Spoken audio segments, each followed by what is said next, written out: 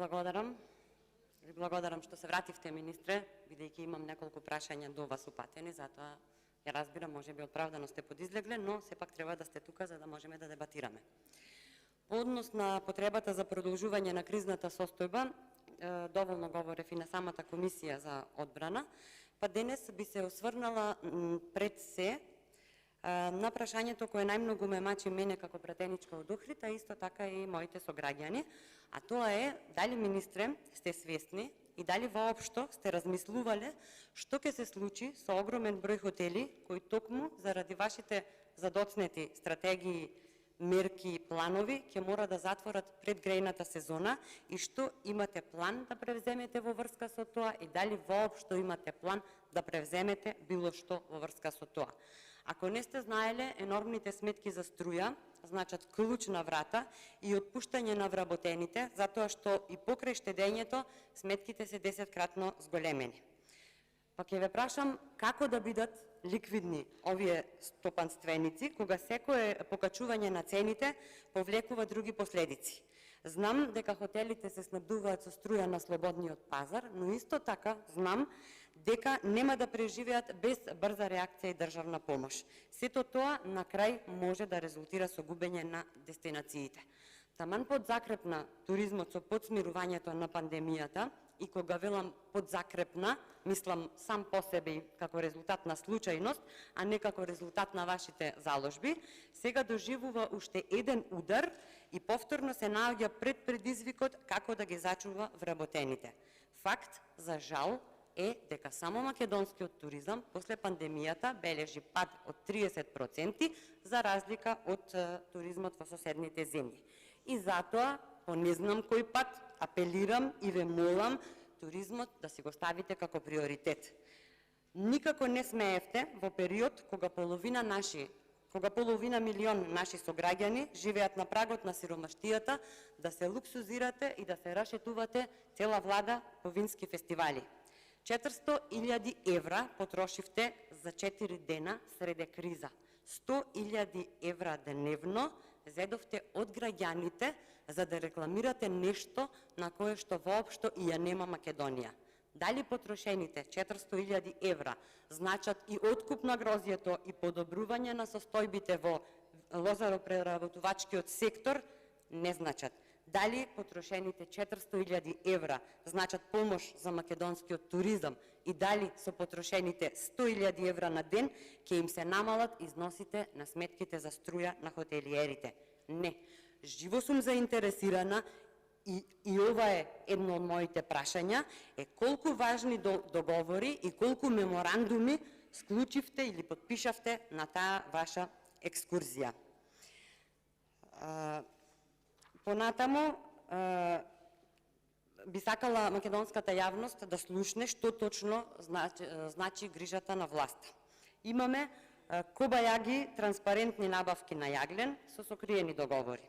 Заради криминалот на Социјалдемократскиот сојуз и ДУИ, македонските компании и фирми плаќаат двојно повисока цена на електричната енергија и се приморани да ги затвараат капацитетите и да отпуштаат вработени.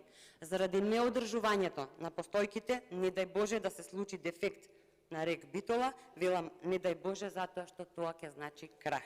Елем работи со загуби, зимата ќе ја крпиме ден за ден, затоа што продавате ефтина струја на избрани трговци, кои потоа ја продаваат скапо и печелат милиони на грбот на државата и граѓаните. Откако дезертерот ни е премиер, цената на струјата е покачена 2 пати, при што последните покачувања се во диапазон од 18% па до повеќе од 100%, а сметките за струја на фирмите само во месец август се и до 4 пати повисоки. И додека дуото Ковачевски печали, владата се шета по саеми, во 2022 година за само 8 месеци од Централниот регистар се збришани над 5500 правни субјекти, токму заради енормно високите цени на електричната енергија. Недомакинското работење, криминалот и незнаењето се главните причини зошто граѓаните денес плаќаат за над 30% поскапа струја, а компаниите за дури 400% поскапа струја.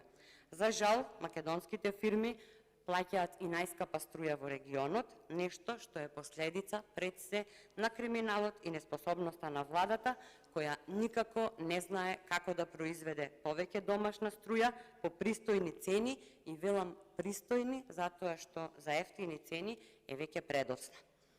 Во вакви катастрофални околности мора да има консензус помеѓу власта и опозицијата, јавноста и експертите, за да се најде модел за помош на граѓаните и компаниите.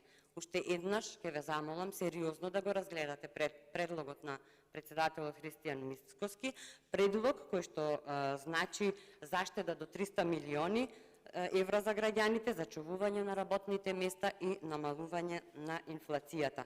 Заборавете ги тендерите во 4 очи и зафатете се со работа. Доста ни е од инстант фирми, денес отворени, утре добиваат мултимилионски договори за превоз на јаглен, за снабдување со мазут, за ископи во рек Битола. Го оставивте стопанството настрана, го оставивте туризмот настрана. Во стопанството работат 680.000 македонски граѓани, и ако тоа стопанство кој го полни буџетот не е живо, ќе нема пари ни за државата. Затоа мора да се фокусирате на помошта на стопанството, презадолжени сме, а ни требаат нови пари за излез од кризата. Дефицитот во буџетот е близу 350 милиони евра, се најавува ново задолжување, а в година ни стигнува еврообврзницата од 450 милиони евра, што значи дека во моментов ни требаат 800 милиони евра, а за некако да ја менаџираме оваа криза, во моментов и за следната година ни се потребни 2 до 2,5 милиарди евра. Клучното прашање е дали Македонија ќе успее финансиски да се одржи, односно да не се доведе државата до банкрот. Во моментов, дупката во буџетот, според последниот ребаланс, е проектирана на над 900 милиони евра. 3 години со ред, значи и пред оваа енергетска криза, владата на Социјалдемократскиот сојуз и ДУИ носи буџети кои што имаат дефицит надвор од она што е рамката на Европската Унија, а рамката е 3% од бруто домашниот производ. И тоа е рамка што секогаш претходно се почитувала, но во овие 3 години задолжувањата се далеку повисоки. Значи, над 900 милиони евра задолжување, значи некаде околу 8% од бруто домашниот производ, а тоа значи дека владата не може да најде извори на финансирање со кои што ќе го покрие буџетскиот дефицит. 2,5 милиарди евра се потребни за Македонија да преживее во случај да успее да набави јаглен и струја. Каде ќе ги најдеме тие пари? Ковачевски ќе ги плати? Ахмети ќе ги изваде? Не, почитувани. Повторно ќе се задолжиме. Повторно ќе ни бидат потребни државни гаранции и разноразни обврзници. Повторно граѓаните ќе ја платат неспособната и криминалната матрица на владата.